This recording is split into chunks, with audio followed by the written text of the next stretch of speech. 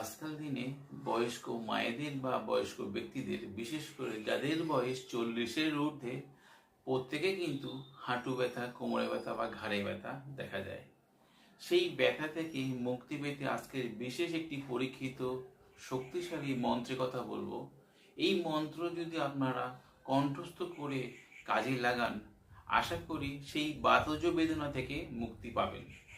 হতে পারে আপনার বাড়িতে কোনো বয়স্ক ব্যক্তি বা বয়স্ক মায়েরা আছে যাদের হাঁটুর যন্ত্রণায় কাতর বা কোমরের যন্ত্রণা বা ঘাড়ে বা হাতের যন্ত্রণায় কাতর। কখনো দেখা যাচ্ছে এক জায়গা থেকে অন্য জায়গায় যেতে অন্যের সাহায্যে চলতে হয়। সেই সমস্যা থেকে মুক্তি পেতে মন্ত্রটা আপনারা একবার প্রয়োগ করুন। যেসব বন্ধুরা তন্ত্রমন্ত্র লাইনে বা কবিরাজি লাইনে কাজ শিখছেন, তাদেরকে বলবো, যদি আপনারা আমার চ্যানেলে ফলো করে রাখেন, একজন ছোটোখাটো গুণী আপনাদের বানিয়ে দিতে পারবো। আপনারা করবেন কি, খাঁটি সর্ষের তেল নেবেন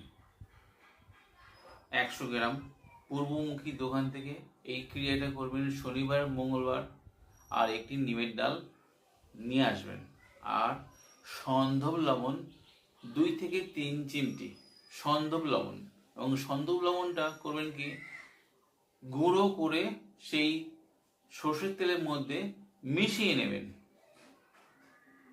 ভিডিও দেওয়া মন্ত্রটা আপনারা 11 বার পাঠ করে রুগীকে সামনে বসিয়ে, পূর্বমুখী বা উত্তরমুখী বসিয়ে নিমের ডাল দিয়ে একবার করে মাথা থেকে পা পর্যন্ত বোলাবেন আর ভূমিতে ঝাড়বেন। এইভাবে বারবার আপনারা ঝাড়বেন, সেই বাতজ বেদনা থেকে মুক্তি পাবেন। আর তার সঙ্গে সেই নিমের ডাল করবেন কি, কোনো পুকুরে ফেলে দেবেন।